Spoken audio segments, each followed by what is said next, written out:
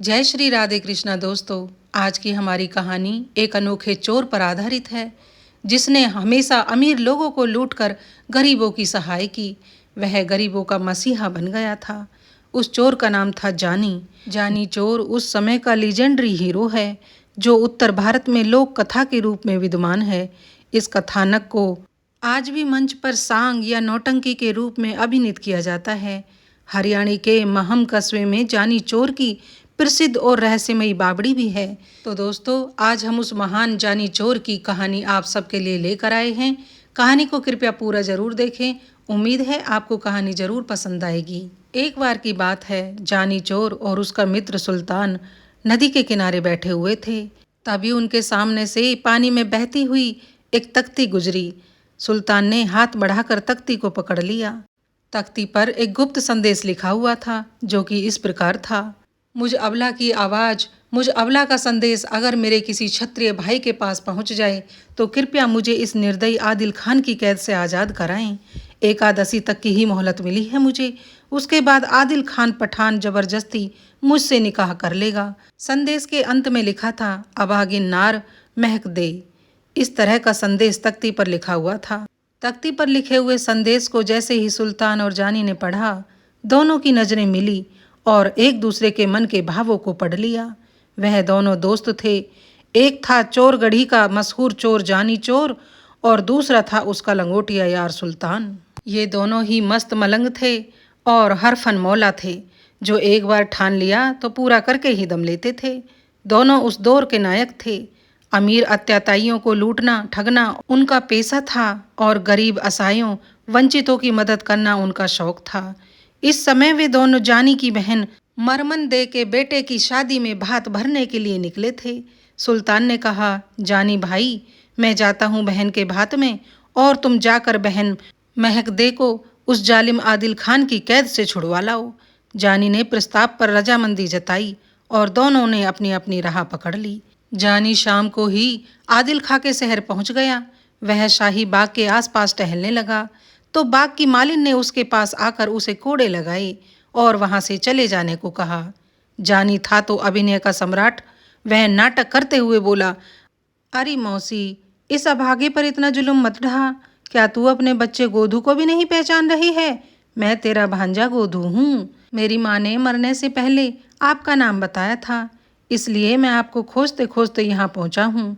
यह सुनते ही मालिन नथिया अपनी बहन के गम में दुखी हो गई और जानी को अपना भांजा समझकर घर ले आई और अपने पति रमेशर माली से मिलवाया जो उसके गोदू होने पर यकीन नहीं कर रहा था। उसका कहना था कि उसकी आंखें तो किसी चोर जैसी लग रही हैं। यह सुनकर नथिया ने अपने पति रमेशर माली को छिड़क दिया। नथिया ने उसको बाहर जाने से मना कर दिया क्योंकि शहर में जानी चोर के होने की बात चल रही थी। अब गोदू बने जानी चोर ने अपनी मौसी की बात का समर्थन किया। रात को जानी चोर चुपके से निकला और शहर की सुरक्षा बंदोबस्त का जायजा लेता रहा।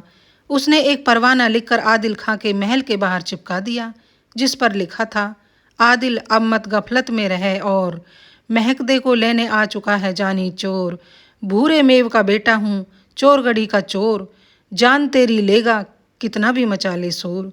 सुबह आदिल ने परवाना पढ़ा तो जानी चोर के नाम की झुरी चढ़ाई। तुरंत शहर में डोडी पिटवा दी।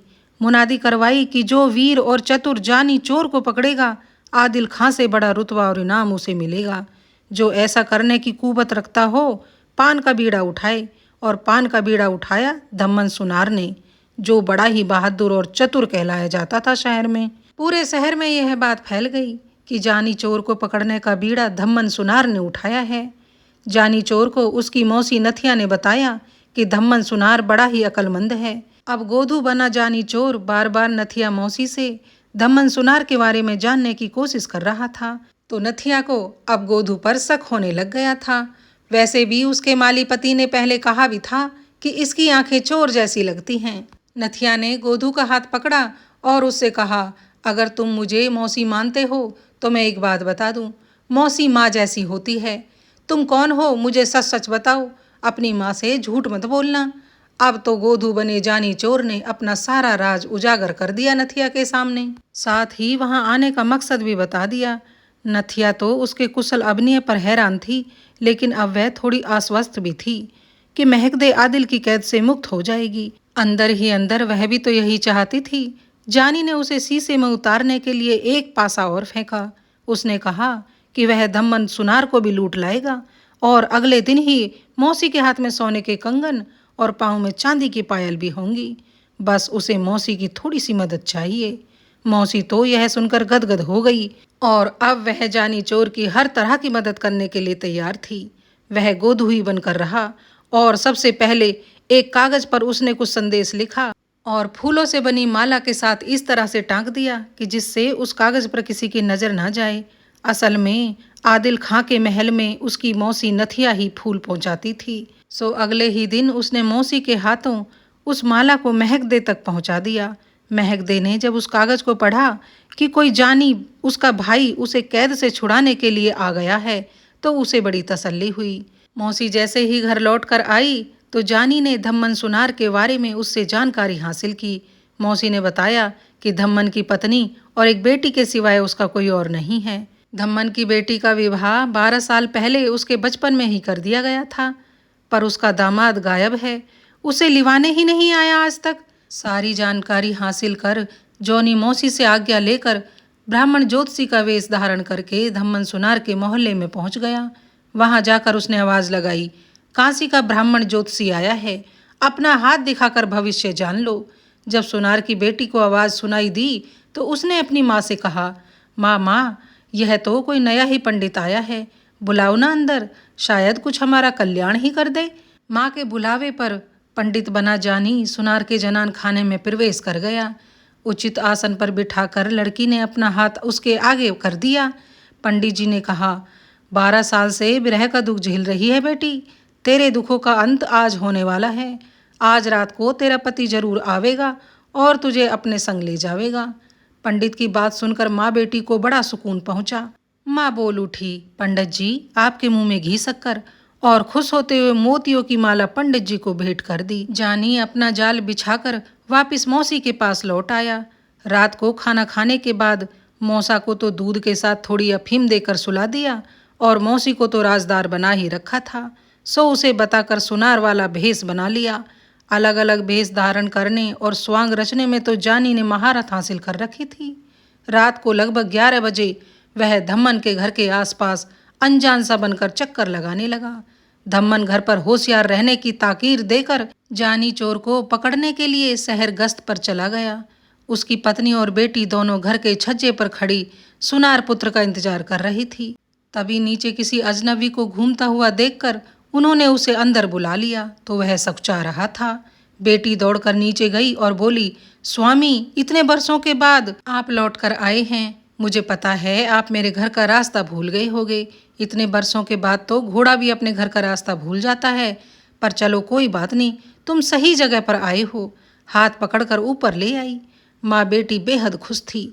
ऐसा सुंदर दामाद पाकर तो माँ बेटी के मन में लड्डू फूट रहे थे और बेटी ने तो सारी लोक लाज त्याग कर उसको गले से लगा लिया और बोली, स्वामी, तुमने तो हमें बिसरा ही दिया था, जो 12 साल तक हमारी सुध भी नहीं ली।